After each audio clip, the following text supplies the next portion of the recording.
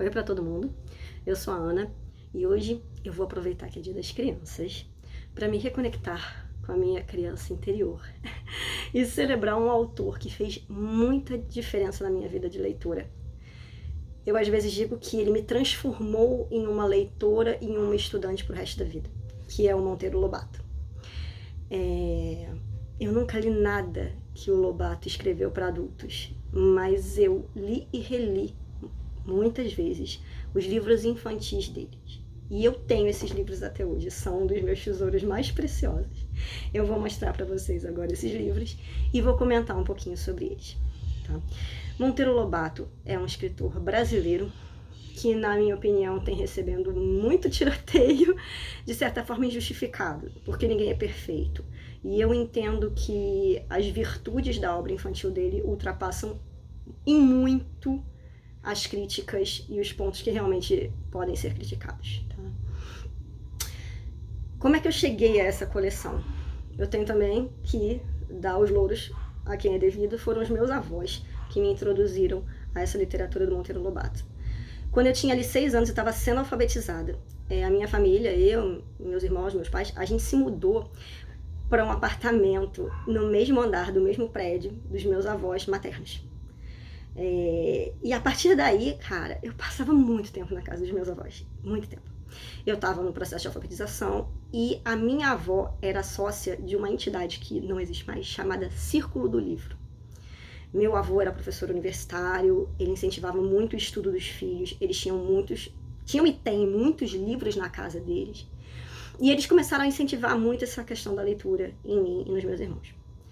Principalmente em mim, porque eu acho que quando eles começaram a incentivar, eu respondi, e aí eles incentivaram ainda mais. Então, a minha avó era sócia desse Círculo do Livro, em que todo mês ia uma representante na casa dela, trazia uma revistinha, que era um catálogo de livros. Minha avó podia escolher, sei lá, quantos livros por mês, que ela comprava a um preço mais baixo do que você compraria livros na livraria. E aí, depois de algum tempo que ela fazia esse pedido chegava e ela tinha livros para ler. Então, ela começou a pedir livros para mim também, nesse pacotão do Círculo do Livro, com regularidade. E a primeira coleção que ela efetivamente fez para mim, que eu me lembro, teve uma segunda também, que eu posso mostrar em outra ocasião para vocês, mas a primeira que eu me lembro, que me marcou demais, foi a coleção de livros infantis do Monteiro Lobato, centradas nas histórias do Sítio do Pica-Pau Amarelo. Se você não sabe o que é o sítio, bom, é um conjunto de personagens, tá, que moram nesse sítio, no interior do Brasil. Você tem a dona do sítio, que é a Dona Benta, uma velhinha baixinha, que tem que sentar numa cadeirinha com as pernas cerradas para ela conseguir botar os pés no chão, e que é uma senhora super culta, que lê muito. Os filhos da Dona Benta nunca aparecem, nem marido, ela provavelmente é viúva, mas isso nunca é dito nas histórias. Mas ela tem uma neta que mora com ela, que é a Narizinho. Tem uma cozinheira no sítio, que é a tia Anastácia, e eventualmente tem um segundo neto, que é o Pedrinho, que vem passar as férias no sítio. Ele mora na cidade com a outra filha da Dona Benta, né, com a tia Tunica, que é a tia da Narizinha, e vem passar as férias no sítio. E essas crianças têm uma imaginação muito vívida, e essa senhora é uma senhora cheia de histórias, muito culta, que sabe muito sobre o mundo. Então, grande parte das histórias gira em torno da Dona Benta sentada à noite, lá com o lampiãozinho ligado de querosene, depois do jantar, contando histórias para essas crianças, lendo livros para essas crianças que ela tem acesso, que ela compra, que ela encomenda, que vem pelo correio. E essas crianças têm uma imaginação que a boneca de pano da Narizinho ganha vida, o sabugo de milho, que é o Visconde de Sabugosa, ganha vida, o porquinho do sítio, que é o Marquês de Rabicó, participa das histórias. Então, você tem ali uma grande mistura da cultura do interior brasileiro com a cultura mundial, em termos de fábulas, de mitologia, de história, de uma série de assuntos que a Dona Benta vai introduzindo, vai mostrando para esses netos e como é que eles veem isso com olhos de criança. A Narizinho, se eu não me engano, quando começa as histórias tem uns 9 anos, o Pedrinho por aí também. Então, eles são realmente aquelas crianças um pouquinho mais velhas, mas que ainda não chegam a ser nem pré-adolescentes, ou não chegam a ser adolescentes, né? Que estão querendo descobrir o mundo. E essa avó está apresentando o mundo para eles. É absolutamente maravilhoso, porque tudo que ela vai contando para eles ganha vida. Se eles começam a conversar sobre astronomia, as crianças vão para a Lua. Entende? É esse nível. Se eles começam a conversar sobre mitologia, eles vão parar na Grécia Antiga para conhecer Hércules e participar das histórias dos 12 trabalhos de Hércules. É uma série absolutamente maravilhosa, tá? O primeiro da série, que eu acho que foi o primeiro publicado, tá? Eu não vou saber detalhes, assim, de edições, publicações, porque, como eu falei, eu fui apresentada essa série como criança, e eu até hoje vejo um pouco essa série com olhos de criança. O primeiro, que foi o que eu li mais vezes, ele tá todo lascado, eu já tentei fazer uma gambiarra com um durex aqui pra salvar o bichinho, é o Reinações de Narizinho. A Narizinho tá no sítio, e uma bela tarde ela tá sentada, assim, encostada numa árvore, do lado do riacho, com a bonequinha Emília do lado dela, e de repente 2 peixinhos do rio começam a conversar entre si, e ela começa a acompanhar as conversas desses 2 bichinhos, né? Um besouro e um peixinho, se eu não me engano, e ela vai parar no reino desse peixinho, que é um príncipe, o príncipe das águas claras, que vive no riachinho que passa ali pelo sítio, e ela vai viver várias aventuras lá debaixo d'água. É uma gracinha. E aí, depois do Reinações de Narizinho, essa primeira história com o peixinho, você tem outras histórias e você vai começando a conhecer melhor os personagens do sítio. É uma graça, é fantasia pura, tá? Muito inocente e muito gostoso de ler. Porque vai misturar histórias da Branca de Neve, sabe? Com essas histórias do peixinho, que em tese é só uma historinha do local ali, daquele riachinho no sítio dela. Uma graça, uma graça. Essas edições, elas têm nessa lombada essa imagenzinha do Saci, tá vendo? E se você vai botando elas uma do lado da outra, elas vão formando o nome do Monteiro Lobato em cima, uma letra em cada um, e o Sacizinho vai pulando aqui assim. É uma coisa muito fofa. O segundo volume também, eu li várias vezes, aqui tem 2 histórias. Viagem ao Céu é sobre astronomia. Eles vão viajar pela Via Láctea, gente. Eles vão viajar pelo Sistema Solar, eles vão na Lua conhecer São Jorge do Dragão. É uma graça. E o Saci é realmente como se fosse um compilado das histórias do folclore brasileiro. Vai ter o Saci, vai ter a Iara, vai ter a Mula Sem Cabeça, vai ter a Cuca vai te pegar, que no seriado de televisão, né, era um personagem que aparecia bastante, era a Cuca. O Saci também é um personagem que aparece em várias histórias, e não apenas aqui na história O Saci. Esses livros também são espetaculares, os 2. Aí vem um volume que eu li menos vezes, eu tive menos atração por algum motivo, que é o Caçadas de Pedrinho. Eu acho que é no Caçadas de Pedrinho que é introduzido o personagem do Quindim, que é um rinoceronte que foge do zoológico. E o Quindim tem esse nome porque ele é um rinoceronte, né, de casca dura, mas a Emília acha que ele tem um coração muito mole, que nem Quindim. Então o nome daquele rinoceronte enorme é Quindim. E ele fica morando no quintal do sítio. E a gente tem também uma segunda história aqui, que é Hanstaden. Esse é um modelo de história que a Dona Benta, né, pega esse livro, que são as Memórias de Hanstaden, é um livro real, tá? De um europeu, um alemão, que veio para o Brasil na época da colonização, início da colonização brasileira pelos portugueses, e ele vai entrar em contato ali com as tribos indígenas do local, inclusive vai entrar em contato com canibalismo e problemas desse tipo.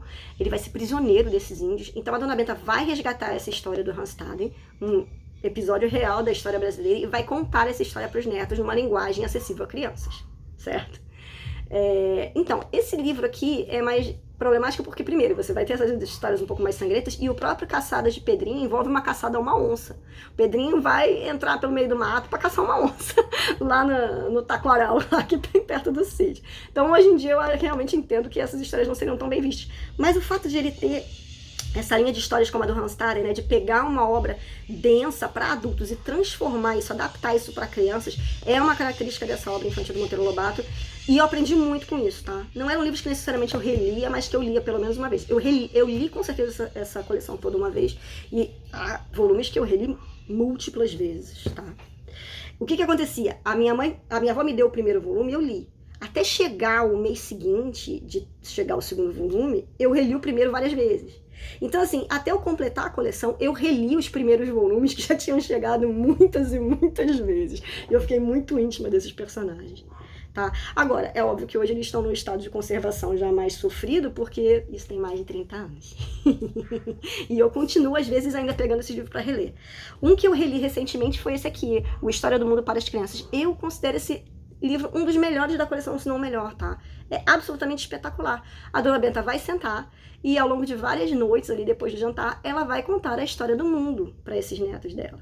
E as crianças reagem à história, fazem pergunta, a Emília se mete, faz pergunta também, faz juízo de valor, e a Dona Benta discute com eles o que eles estão conversando.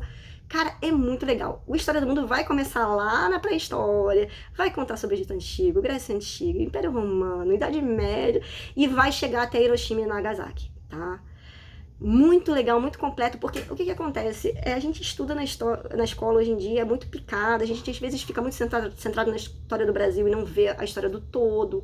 Claro que aqui é mais centrado na história europeia, ocidental, mas ainda assim você começa a ter uma visão de todo, de linha do tempo, né? Que essas coisas foram uma progressão de eventos. O Brasil não surgiu do nada, né? No meio de um vazio, já existia uma outra história por trás.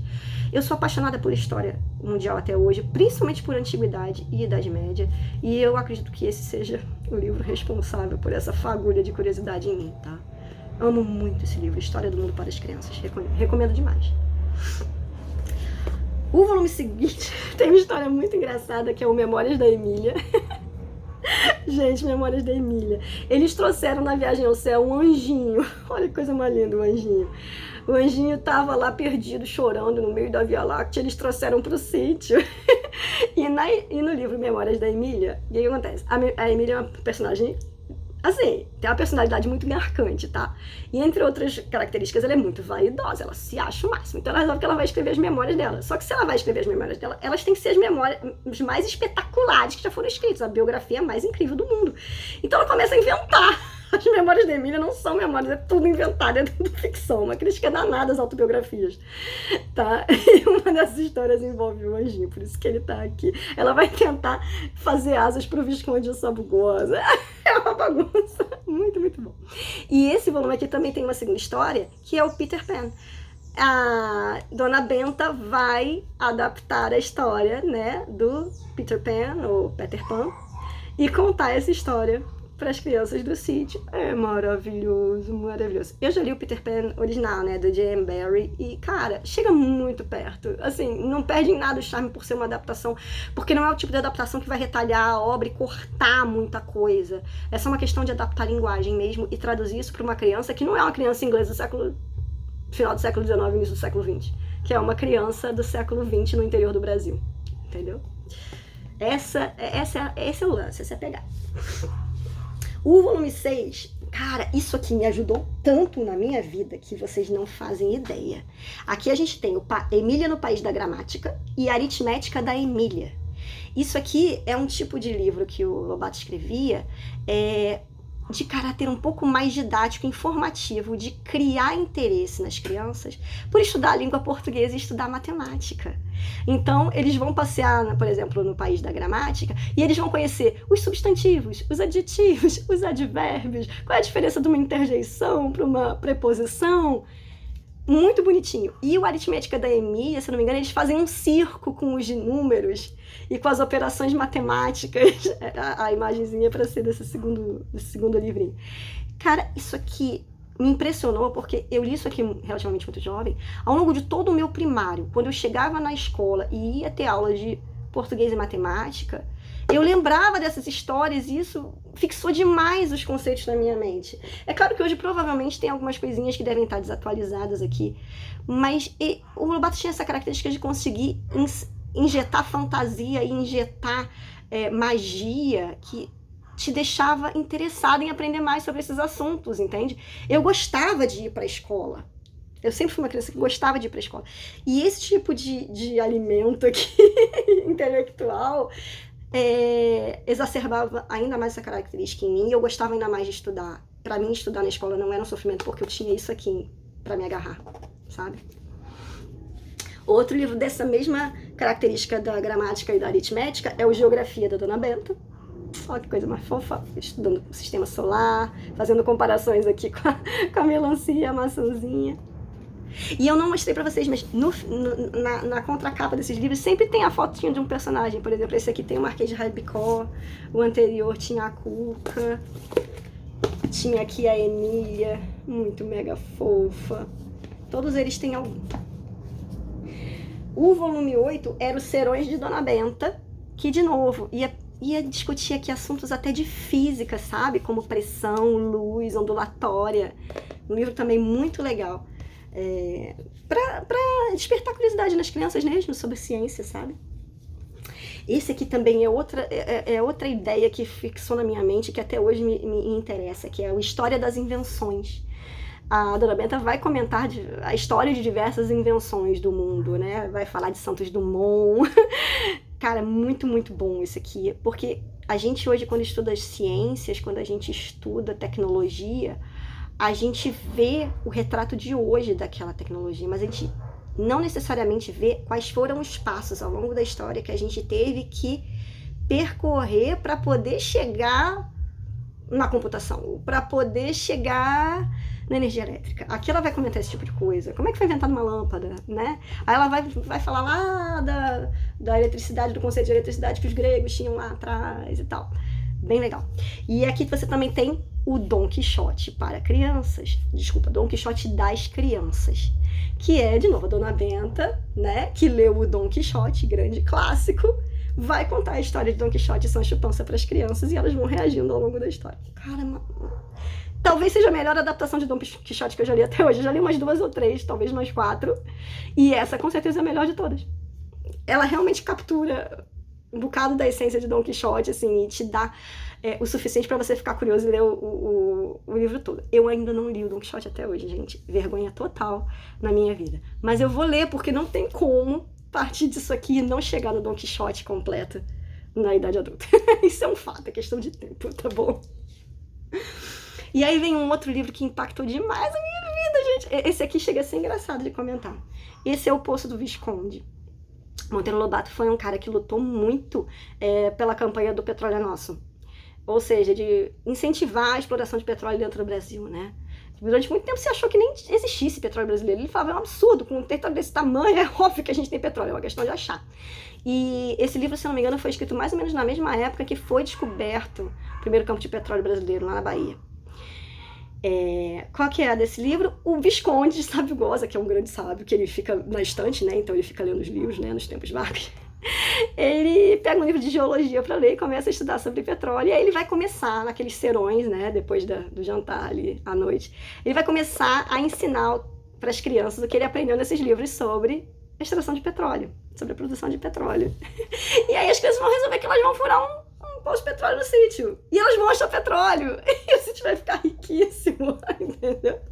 Aqui você vai ver, inclusive, a visão que o Monteiro Lobato tinha de quais que eram os efeitos que ele acreditava que a exploração de petróleo no Brasil iam trazer para a sociedade brasileira em termos de crescimento econômico, de financiar uma série de melhorias, né, em termos de educação, de hospitais, de estradas asfaltadas e um progresso, né, que naquela época em que o livro foi escrito não existia ainda.